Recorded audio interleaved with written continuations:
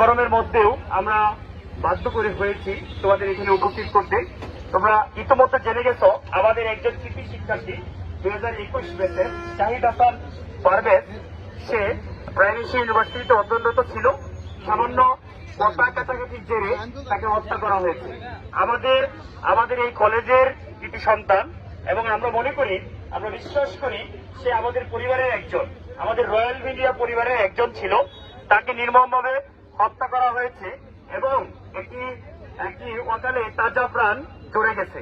আজকে আমরা এখানে উপস্থিত হয়েছি, আমরা এই গরমের মধ্যে তোমাদেরকে উপস্থিত করেছি।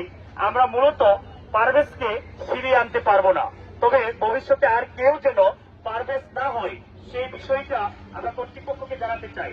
আমরা অতি শীঘ্রই পারভেজ হত্যার সাথে যে বা যারা জড়িত তাদের বিচার চাচ্ছি। তাদের ফাঁসির কাছে দেওয়া হলে ভবিষ্যতে কোনো পারভেজ এই ধরনের ভয়ানক পরিণতির মুখোমুখি হবে না।